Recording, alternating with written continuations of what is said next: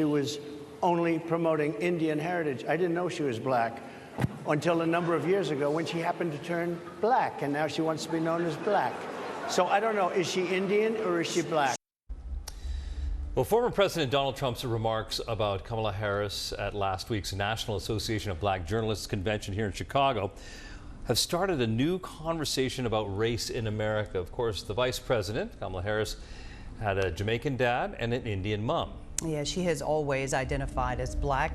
Joining us now with insight on the way race is defined in this country, University of Notre Dame professor of Africana Studies and Political Science, Diane Pender-Hughes. Thank you for joining us. Welcome to our streaming newscast. Thank you so much. First of all, Professor, is it unusual, or talk about the racial background and talk about the one-drop theory when people identify as black? Well, the one-drop theory is something that originated in the 18th and 19th century in the U.S., where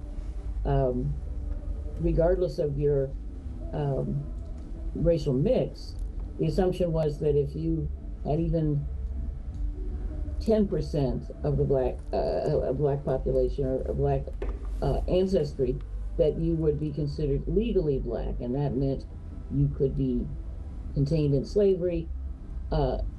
After slavery ended, people began to use the assumption.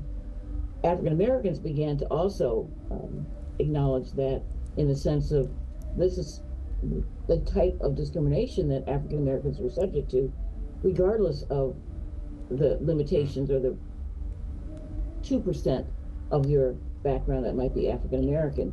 A woman in Louisiana some years ago sued because she discovered, after she was in her 40s, that she had African American background, and she sued the state. But that is how the country has recognized people legally and popularly. So this is a little different, though, for Kamala Harris, in that her father's from Jamaica, her mother was from South Asian Indian, but her mother was a person who wanted her daughter to have an acknowledgement of a recognition of her African background, because her mother understood that if she were to live in the U.S. and do well in the U.S., that she would have to come to terms with that. Professor, what does it mean? What does it mean in today's day and age, the context of a political election, 2024, to have a person like Kamala Harris with her mixed background to be standing for the highest office in the land, in terms of this never-ending discussion of black identity in America, mixed identity, especially in America?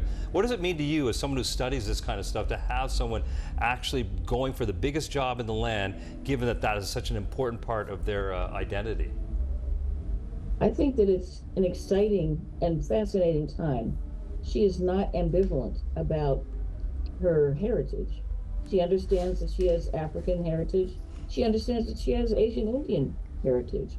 Her mother, often, because she was an academic and a researcher, her mother was often working in the lab, so she had her daughter stay with a downstairs neighbor who was African American. She wanted her daughter to go and understand African American religion. So Kamala Harris spent time in a Black Baptist church. Harris wanted to be involved in legal issues dealing with race and civil rights. She went to Howard University. She joined an African American sorority. She became comfortable at an early stage in life, and she's continued this, dealing with African American racial organizations, social organizations, and being comfortable socially with African Americans. There have been various videos of her on Facebook. One is of her dancing. Evidently, it was originally posted with the assumption that this would be something negative. This is not something negative for Kamala Harris.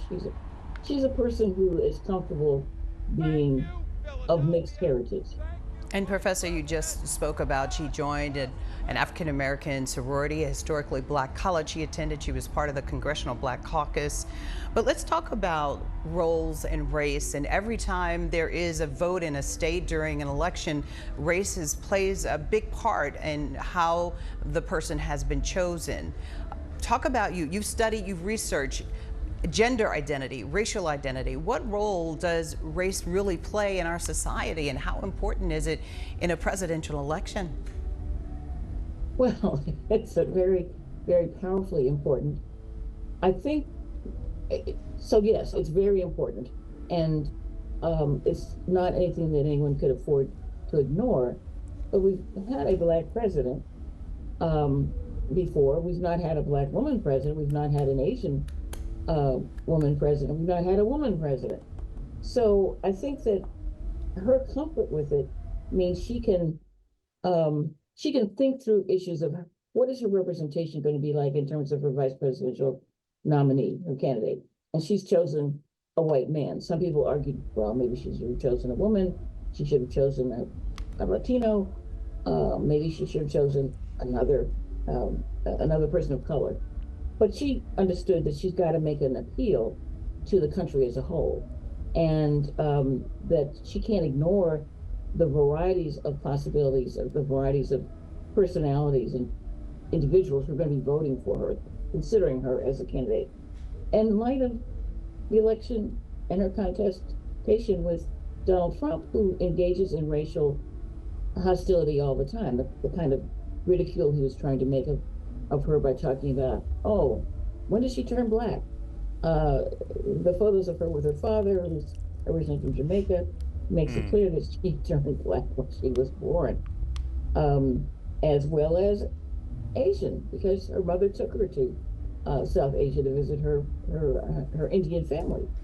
So she's not confused about these issues, and she's comfortable dealing with them. Well, why is it important? I'm sorry. She will definitely be speaking a new kind of narrative around both of these issues, all of them, as they kind of wrap up together. Professor, thank you so much for joining us and giving us a little bit of illumination on a topic no doubt is going to be a big part of the 2024 presidential election. Appreciate you. Watch breaking news on YouTube. Subscribe to ABC7 Chicago Eyewitness News.